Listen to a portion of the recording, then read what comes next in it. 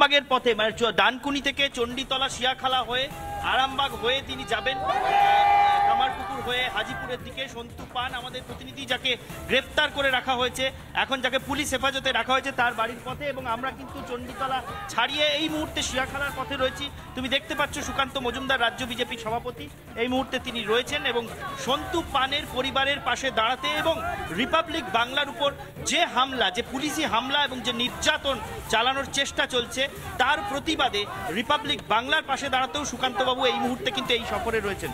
সুকান্তবাবু, আপনি যাচ্ছেন সন্তু পানের পরিবারের সঙ্গে দেখা করতে, সেখানে একটা সলিডারিটির বার্তা দিতে, সেই প্রসঙ্গে আসবো। কিন্তু তার আগে আরও একটা ছবি এই মুহূর্তে কলকাতায় দেখতে পাওয়া যাচ্ছে।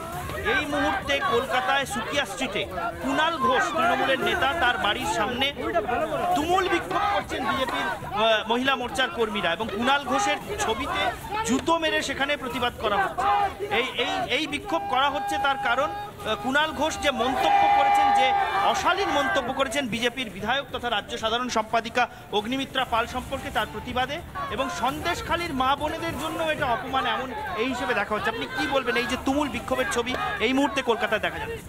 দেখুন, রাজ্যের মহিলারা বুঝতে পেরে গেছে যে কুণাল ঘোষ বা তৃণমূল কংগ্রেসের মুখপাত্র, তিনি সেই যে কথাগুলো বলেন নিজের মন গড়িয়ে বা নিজের মন থেকে নিয়ে কোনো তো কথা বলেন না, পার্টির লাইন যেটা সেটা বলেন। তো সেটা পরিষ্কার হয়ে গেছে, এরা মহিলাদের সম্মান করতে জানে না, মহিলাদেরকে পণ্য ভোগ্য হিসেবে ব্যবহার করে। এবং সন্দেশখালীর মহিলারা তো মুখ খুলে প্রমাণ করে দিয়েছেন যে তৃণমূল কংগ্রেসের মানে নীতি হচ্ছে যে আপনাকে যদি লক্ষ্মীর ভাণ্ডার নিতে হয় বা সরকারের কোনো প্রকল্পের সুবিধে নিতে হয়, তাহলে ইউ হ্যাভ টু কম্প্রোমাইজ।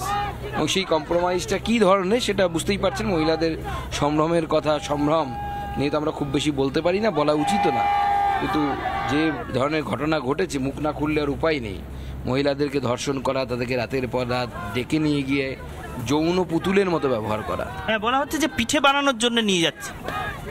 পিঠে বানানো, শীতের সময় পিঠে বানানো যায় না, গরমের সময় কি বানানোর কথা বলতো।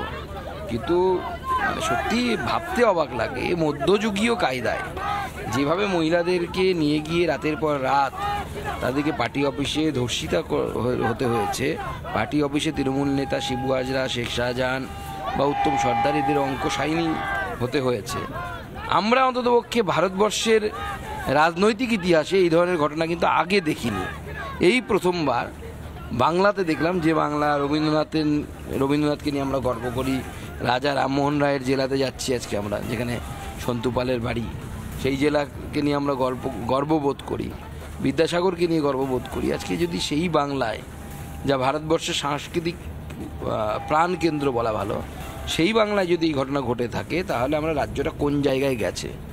রাজ্যটা তো পুরো ভাগাড়ে পরিণত করেছেন মাননীয় মুখ্যমন্ত্রী মমতা বন্দ্যোপাধ্যায়।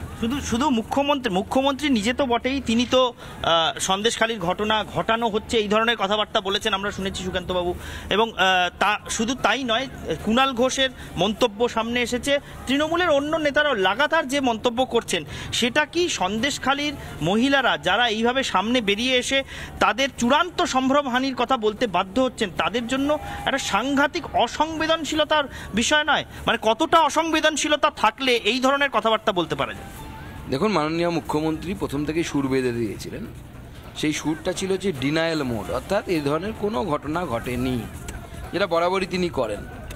এবং তারপরে যখন ভারতীয় জনতা পার্টি আন্দোলন শুরু করলো, আমি নিজে সন্দেশখালী যাওয়ার চেষ্টা করলাম, টাকিতে পুলিশের সাথে ধস্তাধস্তি এবং আন্দোলন হলো। তো এবং সমগ্র বাংলা যখন মুখর হতে শুরু করলো, সেই সময় কিন্তু তৃণমূল কংগ্রেস তাদের স্ট্যান্ড পরিবর্তন করলেন। তৃণমূল কংগ্রেসের পোষিত পুলিশ, যে পুলিশকে পশ্চিমবঙ্গ পুলিশ না বলে তৃণমূল কংগ্রেস পুলিশ বলা ভালো, সেই পুলিশ তখন একজন মহিলাকে নিয়ে এলেন, যাকে দিয়ে 164-এ বয়ান, অর্থাৎ ম্যাজিস্ট্রেটের সামনে বয়ান তার লিপিবদ্ধ করা হলো। এবং সেই বয়ানে সেই মহিলা বললেন যে হ্যাঁ, শিবু হাজরা নাকি তাকে ধর্ষণ করেছে বা শ্লীলতাহানি করেছে বা এই ধরনের কিছু অপরাধ তার সাথে করেছে। অর্থাৎ প্রথমে ছিল যে ডিনায়াল মোড, না এই ধরনের কোনো ঘটনা হয়নি। পরবর্তী সময় সেই তৃণমূল কংগ্রেসের নির্দেশে 164 ধারাতে 164-এ স্টেটমেন্ট রেকর্ড হলো এবং শিবু হাজরাকে গ্রেপ্তার করা হলো।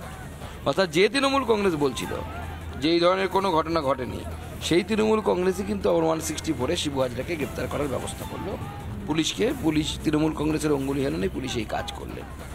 তো প্রথম থেকেই মমতা বন্দ্যোপাধ্যায় হোক বা কুণাল ঘোষ হোক, যেহেতু মমতা বন্দ্যোপাধ্যায় তার দলের সর্বময় কর্ত্রী, তিনি যখন সুর বেঁধে দিয়েছিলেন যে না এই ধরনের ঘটনা ঘটেনি, এই ধরনের ঘটনা ঘটেনি, এবং সেটা আজকে না, আমি বলবো ঈশান, আমরা যদি দেখি প্রথম ঘটনা তিনি মারা গেছেন, সেই যত তার নাম আমি বলতে পারি সুজান, পার্ক স্ট্রিট কাণ্ড, সুজেট, সেই পার্ক স্ট্রিট কাণ্ড, তখন এই তৃণমূলের মুখ থেকে আমরা শুনেছিলাম যে এটি একজন মহিলা এবং তার খদ্দেরের মধ্যে মানে দ্বন্দ্বের বিষয়, অর্থাৎ ধর্ষিতা যিনি হয়েছিলেন তিনি মৃত এই মুহূর্তে, যিনি বলছিলেন যে আমি ধর্ষিতা হয়েছি, তখন তার চরিত্র নিয়ে প্রশ্ন তোলা হয়েছিল, ভিকটিম শেমিং।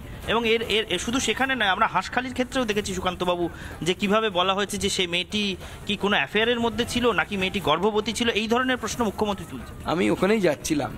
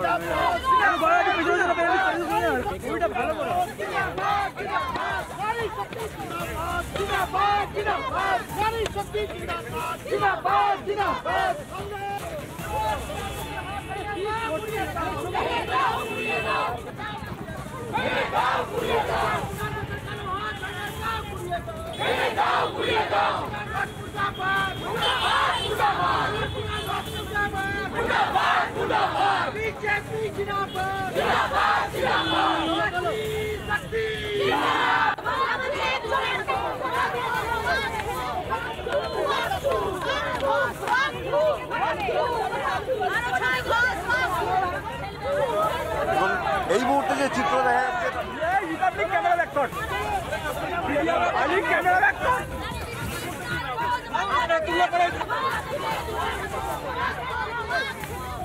বলবেন যে সন্দেশখালিতে যদি এই ঘটনা ঘটেছে, অন্যায় হয়েছে, এই অন্যায় যারা করেছে তাদের একজনকেও আমি বরদাস্ত করব না, সে আমার পার্টির হোক আর যে কোনো পার্টির হোক। কিন্তু আপনার আদৌ আশা যে মুখ্যমন্ত্রী এরকম কিছু বলবেন, মুখ্যমন্ত্রী অন্যায় হয়েছে বলে স্বীকার করবেন? এই মুখ্যমন্ত্রী এখনো পর্যন্ত যে অবস্থান তিনি দেখাচ্ছেন, দেখুন, আমরা তো আশা করেছিলাম, আমরা তো ভেবেছিলাম মহিলা মুখ্যমন্ত্রী, সংবেদনশীল, কবিতা লেখেন, গান করেন, ছবি আঁকেন, এত বই নাকি লিখেছেন। আমি যতদূর জানি যারা এই সমস্ত কাজ করে, সে বই লেখা বা ছবি আঁকা বা এই ধরনের কাজ, তারা সাধারণত সংবেদনশীল হন, সাহিত্যিকরা সংবেদনশীল হন। কিন্তু আজকে দেখতে পাচ্ছি পশ্চিমবঙ্গের বুদ্ধিজীবীদেরও তো আওয়াজ খুঁজে পাওয়া যাচ্ছিল না। কয়েক দিন পর তারা আওয়াজ পেয়েছিল, মোমবাতিও কিছুটা খুঁজে পেয়েছে কিনা এখন আমরা জানি না। কিন্তু মাননীয় মুখ্যমন্ত্রীর যে তার স্ট্যান্ড নিয়েছেন, it's really shameful and unacceptable, এবং আমরা ভাবিনি, অন্তত আনএক্সপেক্টেড অলসো। আমি অন্তত পক্ষে ভাবিনি যে মাননীয় মুখ্যমন্ত্রী তার এই ধরনের অসংবেদনশীল চেহারা আমরা একটা দেখতে পাবো। কারণ বাংলার মানুষ কিন্তু মহিলা মুখ্যমন্ত্রী হিসেবে তাকে সংবেদনশীল মনে করেছে। কিন্তু আজকে শুধু সংবেদনশীলতা বা সংবেদনহীনতা নয়, আমরা এর আগেও অনেক কিছু মনে করতাম, সততার প্রতীক তৃণমূল কংগ্রেসও লিখত তার ছবির নিচে, পায়ের নিচে, এখন তারাও লেখে না, বুঝতে পেরে গেছে যা আমরা আগে ভেবেছিলাম কোনোটাই তো মিলছে না মমতা বন্দ্যোপাধ্যায় সম্পর্কে। সুকান্তবাবু, আপনি কথা বলছিলেন শিবু হাজরার কথা, উত্তম সর্দারের কথা, যে শিবু হাজরাকে প্রথমে নির্দোষ বলে দাবি করা হচ্ছিল, সেই শিবু হাজরার বিরুদ্ধে পরে গণধর্ষণের ধারা যোগ হলো। কিন্তু সুকান্তবাবু, যে সব কিছুর নাটের গুরু, সেই শেখ শাহজাহান, তাকে তো এখনো ধরা হয়নি। সন্দেশখালীর মহিলারাও বাইরে বেরিয়ে এসে সেই প্রশ্ন তুলছেন যে শেখ শাহজাহান না ধরা পড়া পর্যন্ত আমরা স্বস্তি পাবো কি করে। শেখ শাহজাহান ধরা পড়লো না, কিন্তু সন্তু পান, রিপাবলিকের প্রতিনিধি, যে সন্দেশখালীতে দাঁড়িয়ে সরেজমিনে রিপোর্ট করছিল, তাকে সন্দেশখালী ফেরিঘাট থেকে আর ফেরি পেরোতে দেওয়া হলো না। পুলিশ লাইভ চলার সময়, লাইভ টেলিভিশনে দেখা যাচ্ছে, গোটা পৃথিবী কোনোদিন এই দৃশ্য আমি দেখেছি কিনা জানি না, একেবারেই। তাকে তুলে নিয়ে চলে গেল। এটা কি, মানে এর মাধ্যমে কি বার্তা দিতে চাইছেন আর কাকে কি বোঝাতে চাইছেন মুখ্যমন্ত্রী? দেখুন, সন্দেশখালী নিয়ে মাননীয় মুখ্যমন্ত্রী ভয় পেয়েছেন। যেভাবে সন্দেশখালীর মহিলারা মা বোনেরা যেভাবে বেরিয়ে এসে ঝাঁটা নিয়ে লাঠি নিয়ে আন্দোলন শুরু করেছেন, এই দৃশ্য মমতা বন্দ্যোপাধ্যায়কে শঙ্কিত করেছেন এবং মমতা বন্দ্যোপাধ্যায় বুঝতে পেরেছেন তার দিন শেষ হয়ে একেবারে রাজ্য বিজেপির সভাপতি সুকান্ত মজুমদার তিনি বলছেন রাজ্যের মুখ্যমন্ত্রী ভয় পেয়েছেন। আমি আবারও আসবো তোমার কাছে ঈশান, তবে এই মুহূর্তে তোমাকে ধন্যবাদ। এবং যে ছবিটা আপনাদেরকে দেখাচ্ছিলাম সুকিয়া স্ট্রিটে, সেখানে বিজেপির বিক্ষোভকে কেন্দ্র করে কার্যত ধুন্ধুমার।